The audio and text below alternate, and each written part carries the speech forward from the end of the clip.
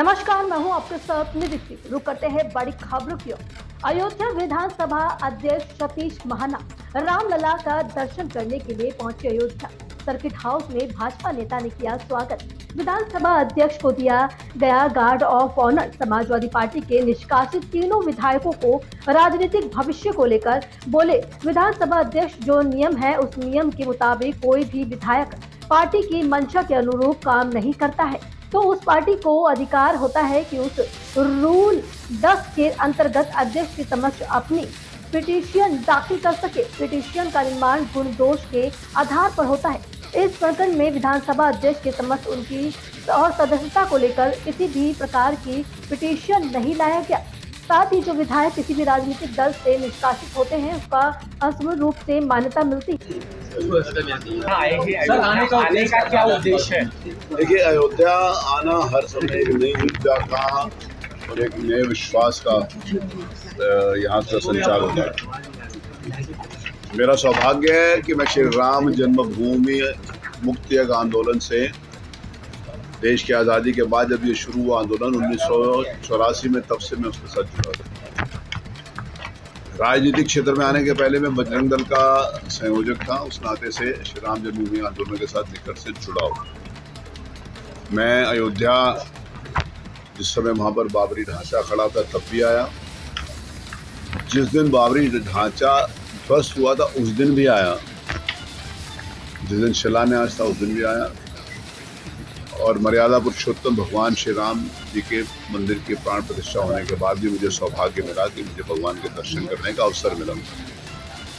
अभी इसी महीने की 5 तारीख को श्री राम जन्मभूमि मंदिर में भगवान के अन्य विग्रहों का स्थापना हुई, पूजन हुआ। मेरा मन था कि आज वहाँ पर भगवान के दर्शन करने के लिए चलूँ। इस निमित्त आज मेरा अयोध्या आना हुआ। सर, बालक राम के साथ राजा राम जी राम मंदिर में आपने कहा आंदोलन से कितनी खुशी है? देखिए, ये बहुत सारी जो अभिव्यक्तियाँ होती हैं वो शब्दों में नहीं व्यक्त की जा सकती है, भावनात्मक तरीके से होती है। भगवान के दर्शन करके वो भाव, मैंने कहा कि जिस समय प्रारंभ से ही उस आंदोलन के साथ जुड़े हो और जिसके लिए सौगंध खाई हो, जिस समय हम लोग ये नारा लगाते हैं कि सौगंध राम की खाएंगे, अब मंदिर में बनाएंगे, तो कभी कभी लगता था कि ये सौगंध कैसे पूरी होगी। भगवान की कृपा से भगवान ने वो शक्ति दी, भगवान ने ऐसा वातावरण बनाया देश में। इस देश में ऐसी राष्ट्रभक्त सरकार आई माननीय मोदी जी के नेतृत्व में। उत्तर प्रदेश में माननीय योगी जी ने कमान संभाली। माननीय उच्चतम न्यायालय का आदेश आया। उच्चतम न्यायालय के आदेश के अनुरूप भारत सरकार ने प्रोएक्टिव रोल अदा किया, प्रदेश सरकार ने उसका अनुपालन कराने में काम किया। मैं उस समय मिनिस्टर था और अयोध्या का प्रभारी मंत्री भी था, तो अयोध्या के प्रभारी मंत्री होने के नाते से भी मुझे इस अयोध्या की पुण्य भूमि को सेवा करने का मुझे सौभाग्य प्राप्त हुआ है। ये मेरे लिए बहुत गौरव की बात है।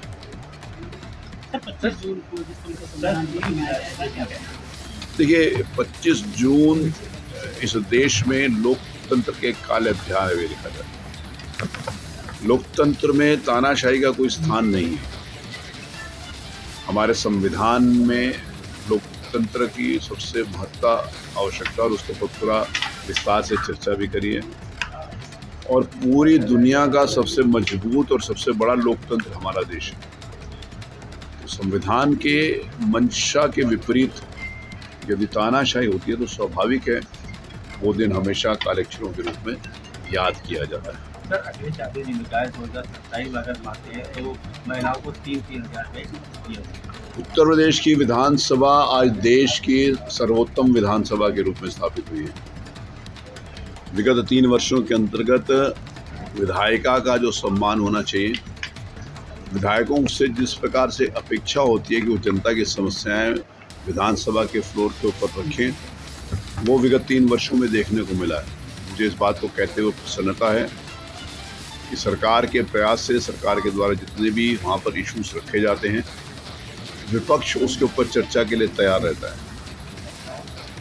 3 वर्ष में केवल 2 दिन विधानसभा का एडजर्नमेंट हुआ। बाकी विधानसभा में बड़ी स्वस्थ चर्चा परिचर्चा के माध्यम से उत्तर प्रदेश की जनमानस की जो समस्याएं होती हैं उनको एड्रेस किया जाता है।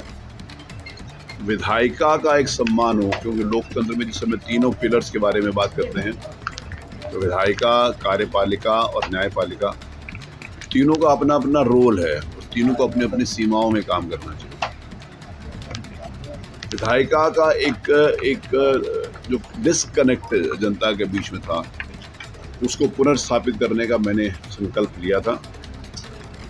विधायकों को जिस प्रकार जनता जिस प्रकार के लोगों को चुनती है वो बहुत संवेदनशील है।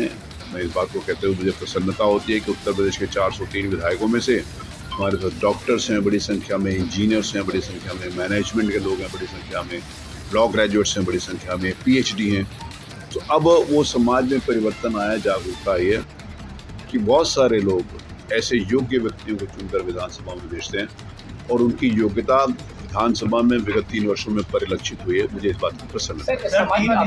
निष्कासित हुए हैं और इनका भविष्य क्या होगा, दूसरा ये है कि किन परिस्थितियों में नहीं, जो हमारे जो रूल्स हैं, जो एंटी डिफेक्शन लॉ है, वो अगर किसी पार्टी के कोई भी माननीय विधायक उस पार्टी की मंशा के विपरीत काम करते हैं तो उस पार्टी का अधिकार होता है कि शेड्यूल 10 के अंतर्गत अध्यक्ष के समक्ष वो अपनी पिटीशन लगा सकते हैं। पिटीशन का निर्णय गुण दोष के आधार के ऊपर अध्यक्ष करते हैं। लेकिन इस प्रकरण में जो आज समाचार पत्रों के माध्यम से जानकारी हुई है, विधानसभा के अध्यक्ष के समक्ष उनकी सदस्यता को लेकर किसी भी प्रकार को कोई पिटीशन नहीं लगाया गया। जो मान्य सदस्य किसी राजनीतिक दल से निष्कासित होते हैं वो असंबद्ध सदस्य के रूप में उनको मान्यता मिलती है। अभी कल उन्होंने निष्कासन किया है, उनकी कोई सूचना निष्कासन की भी मेरे पास नहीं है। और जो सदस्य निष्कासित हुए उनके द्वारा भी उनको अलग से मान्यता देने की भी अभी मेरे पास किसी प्रकार का कोई आवेदन नहीं है। वो जिस समय आवेदन आएगा तो नियमानुसार उसके ऊपर कार्रवाई की जाएगी। अरे भाई साहब, इस साल कहाँ एडमिशन करा रहे हैं अपने बच्चे का? पहली बार स्कूल जा रहा है बच्चा, किसी अच्छे स्कूल में एडमिशन कराइएगा। अरे एडमिशन करवाना तो है, लेकिन समझ नहीं आ रहा कौन से स्कूल में करवाऊं। आपने ब्रिज भारती स्कूल का नाम नहीं सुना? हाँ, नाम तो सुना लग रहा है, लेकिन स्कूल अच्छा है कि नहीं पता नहीं। अरे ये बहुत ही बढ़िया स्कूल है जहाँ सभी मॉडर्न सुविधाएं हैं, जैसे बेहतरीन कैंपस, बच्चों के सुरक्षित आने जाने के लिए वाहन की सुविधा, computer lab, science lab, sports facility and बहुत सारी एक्टिविटीज।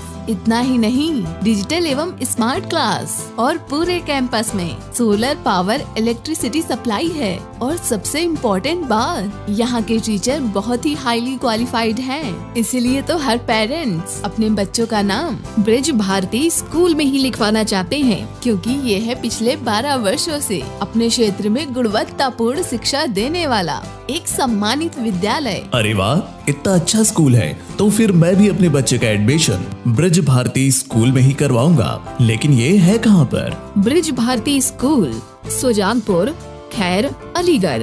एडमिशन के लिए कॉल करें। मोबाइल नंबर 6397679531 या फिर 9719939981 या फिर 9627459050। लेकिन जल्दी करें क्योंकि सीटें सीमित हैं और एडमिशन बिल्कुल फ्री किए जा रहे हैं। सुनो घंटी बजी स्कूल की, चलो स्कूल तुमको पुकार।